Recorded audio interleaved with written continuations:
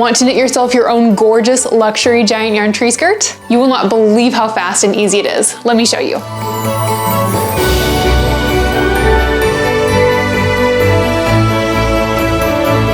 Hi there, I'm Anja from Peony and Time. I've been so looking forward to this video. As you can tell, I enjoy Christmas just a little bit. So each year on the channel, I try to do something just extra Christmassy when it comes to this time of year. My first year, I did a tutorial on a tiny little knit hat ornament, which was really adorable. Last year, we did a giant yarn tree skirt, and it was so fun and easy and gorgeous that this year I decided to do the same thing, but with a little twist. And ta-da! So we have the candy cane Christmas tree skirt, which I'm so happy with how it came out. How cute is this? I've been getting questions for a while now on how to use more than one color in an arm knitting project. So I thought this would be a really great opportunity to show how to do that and then just, you know, get really extra Christmassy. Okay, so things you might want to know before starting this project. One, don't sweat it. You can totally handle it. Projects like this that involve some shaping look a little bit complicated, but oh my gosh, I promise you it's so simple. I go over a super easy increase technique, and then also, oh my gosh, you will not believe how super simple it is just to do a little bit of color work.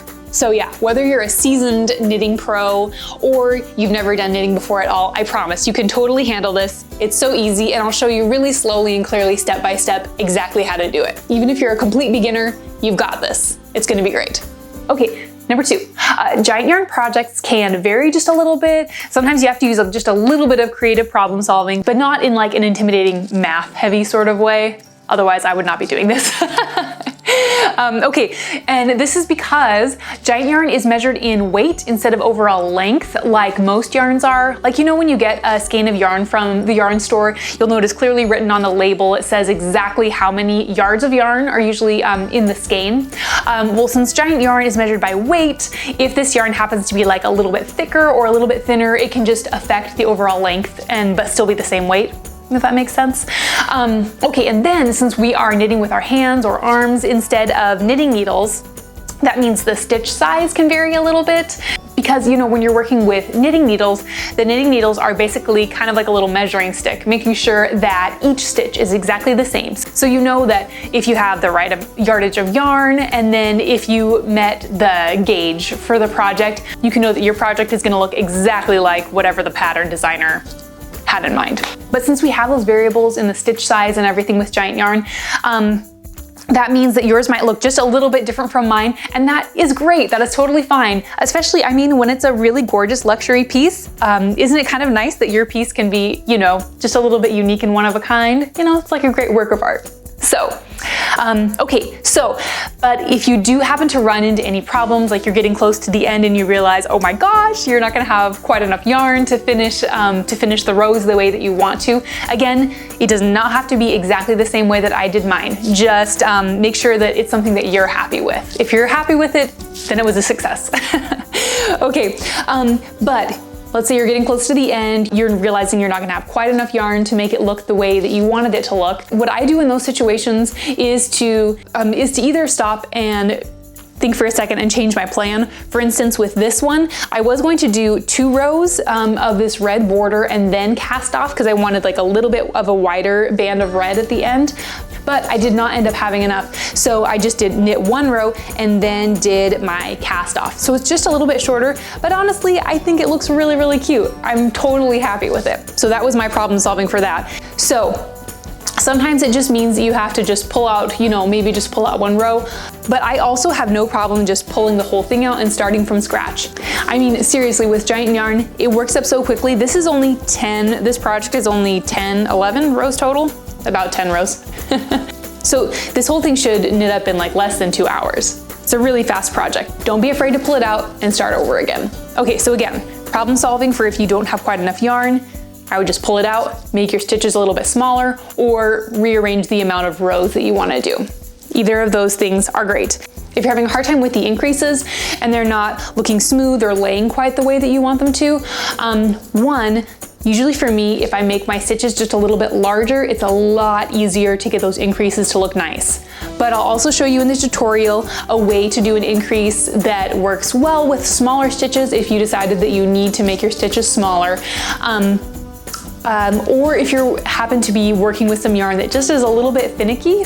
That's what happened to me last year when I made the giant yarn tree skirt, when I made the cream color giant yarn tree skirt. So if you want to see in more detail how I worked with that, I'll link below last year's Christmas tree skirt video and you can get all the details. Okay, I'm gonna stop talking now. The important takeaways are that, number one, this is super easy. Number two, don't be worried if you have to problem solve and make it look just a little bit different than mine does. It's going to be beautiful. I think it's a wonderful thing to have each of these like little pieces of art look just a little bit different and unique. So, all right, let's get going. This is going to be great.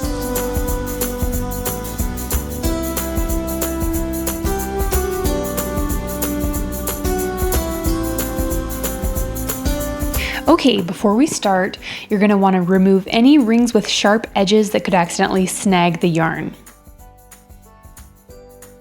Okay, now we're going to start by making just a simple slip knot. Twist the yarn like this,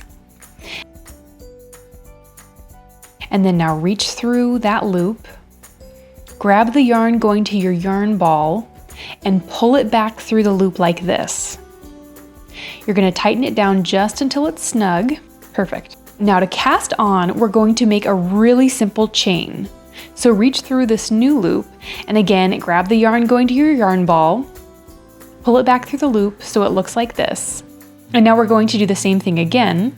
Reach through that newest loop, grab the yarn going to the yarn ball, pull it back through,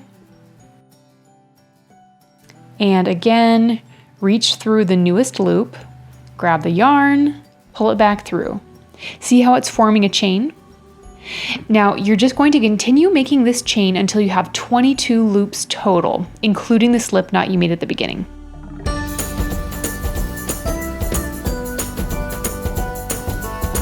Okay, now to make the first stitch, you'll pull another loop through, but make this loop a lot bigger.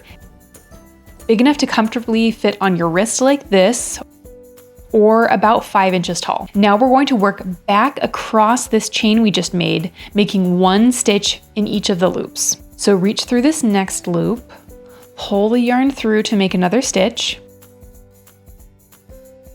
Make sure they're about the same size. So here's the stitch coming up through this loop here. Grab this next loop here. Reach through and pull that yarn through to make another stitch.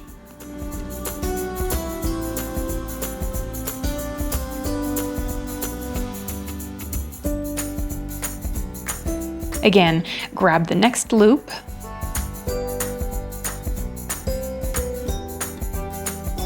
reach through and pull the yarn through to make another stitch. And then we're just going to continue this until we've made 22 stitches and are back at the beginning side of the chain.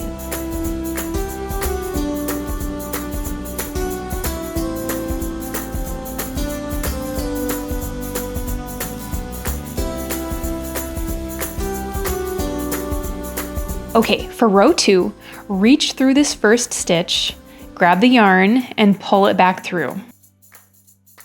Then take the next stitch, reach through, grab the yarn, and pull the yarn back through.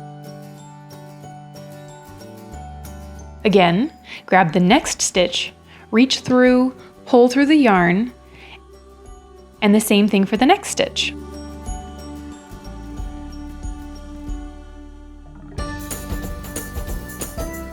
I wanted to mention here quickly how to make sure you're not twisting your stitches.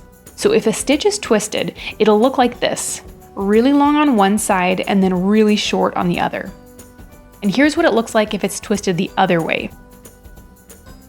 Just untwist it till the stitch is an even length on each side like this. Now we'll just continue knitting to the end of the row.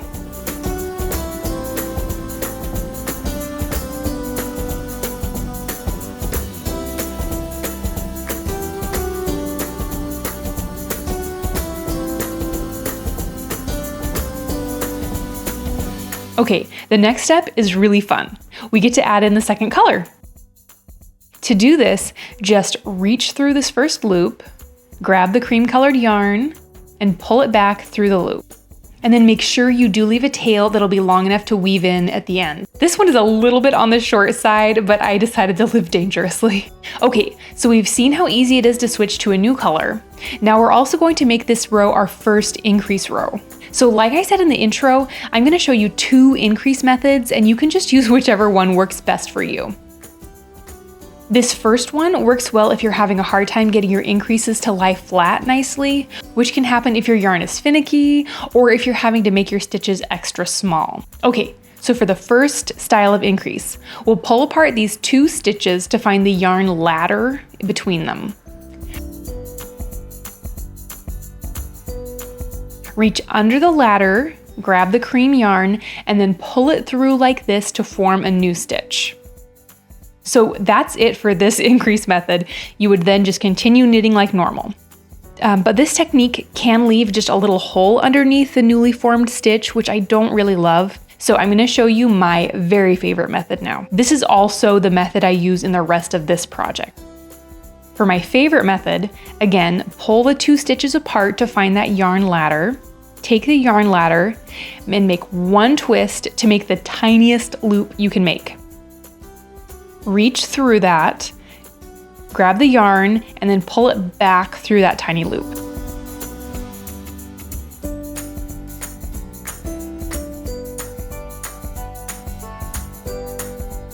Now grab the next stitch, and you can pull on this a little bit to tighten down that loop on the newly formed stitch even more. Then go ahead and knit that next stitch just like normal. So the increase row is worked like this. Knit 3 and then increase 1. So now knit 3 more stitches like normal.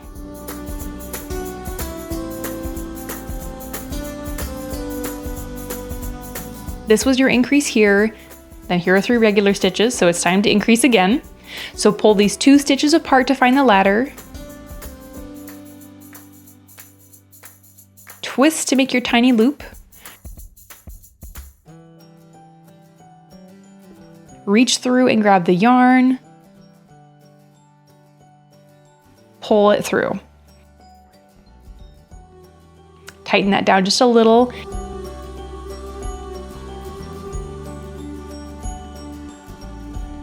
And then just continue in this pattern. Knit 3, increase 1, all the way to the end of the row. And then just knit any stitches left over at the end of the row. For this first row, you'll follow your knit 3, increase 1 sequence all the way to the end, and then you'll have 1 stitch left over. Knit that one just like normal.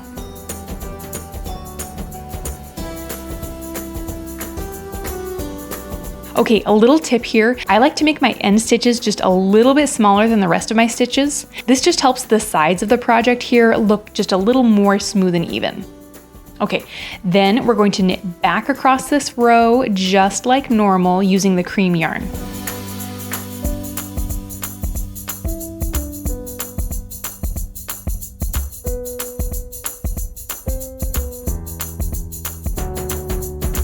So for the color work, I'm knitting 2 rows in each color. We just finished knitting 2 rows of the cream and we're back to the right-hand side where we started.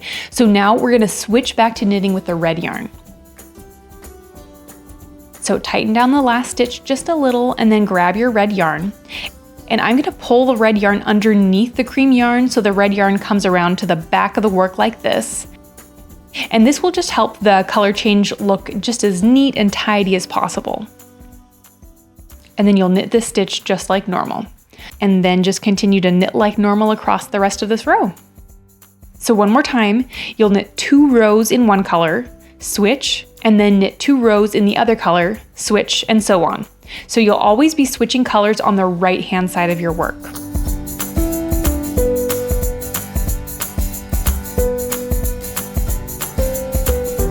Okay, now this next row with the red is going to be an increase row. So you'll work this just like the first increase row, except that you're knitting left to right this time. So just like before, you'll knit 3 stitches like normal, then increase 1 stitch. And continue in that pattern of knit 3, increase 1 to the end of the row, and then knit any remaining extra stitches at the end.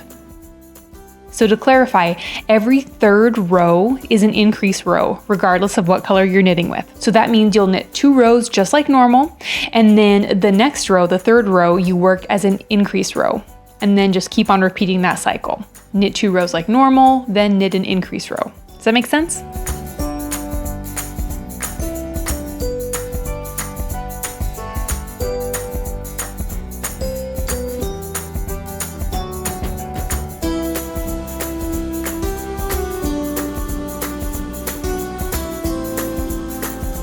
All right, so now we've knit 2 rows in red. Time for another color change. I'm gonna move my yarn around like this so that I can easily bring up the cream yarn behind the red yarn and behind this last stitch like this. So feel free to adjust things however you need to while you're knitting. Then I'm gonna knit 2 normal rows with the cream yarn.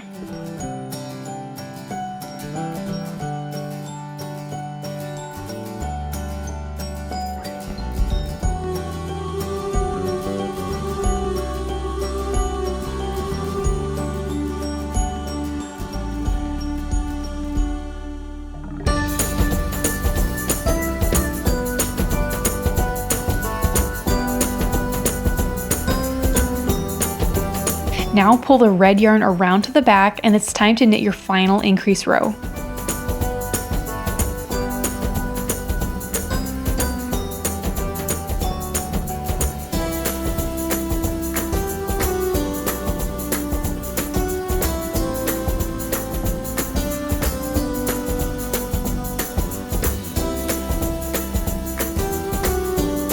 And now I'm going to knit the cast off row. For this one, you want to make your stitches larger than they have been. Do you see the difference in the stitch size here? So continue knitting this whole row with the larger stitches like this.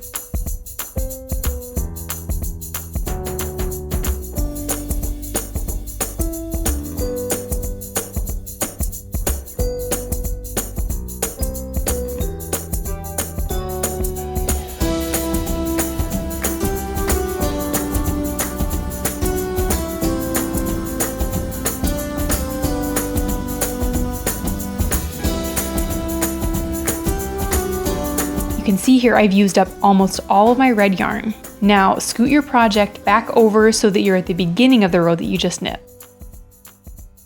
And to cast off, usually I would just pop 1 stitch over the next one like this. But with this shaped tree skirt, I felt like it just made the end look too bulky. So instead, I like to do 1 twist like this and then pop this stitch over the next one. So 1 twist, then pop it over the next stitch. See how much less bulky that looks? Then just continue doing that to the end of the row.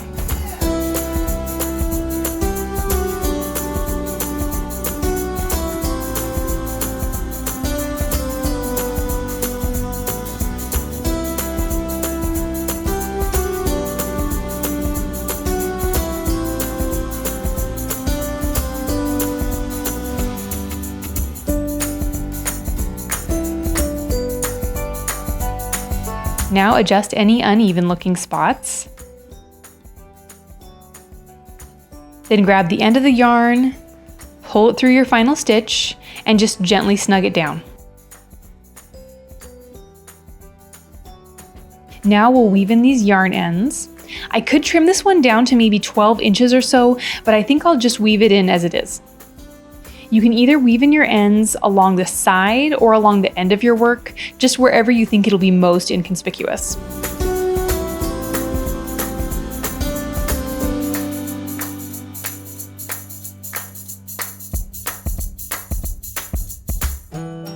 This cream yarn end I would trim down, again, maybe to about 12 inches, and then either weave it in along the side here or back into this cream row a few stitches. But I actually have another little project to do with this yarn before I trim off this end. So for today, I'm just gonna leave it like this. Then weave in the ends from the beginning. And how great does this look? The very last thing I like to do is to adjust some of these stitches around the increases a little bit to make it look just perfect.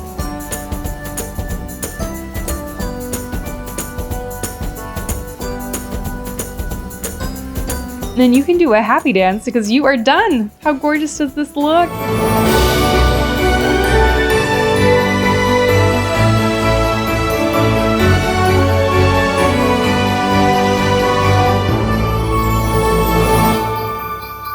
All right, thank you so much for watching. I hope that was fun, easy, helpful. If you do have any questions, as always, feel free to leave a comment below and I'll do my best to get back to that. One other fun note that I wanted to mention is that in case you wanted to make a giant yarn tree skirt, but then we're thinking, well, I mean, giant yarn is too wonderful to just then put away in the closet and only take out once a year. I'm going to be making a video really soon that shows how you can kind of recycle or reuse your giant yarn projects.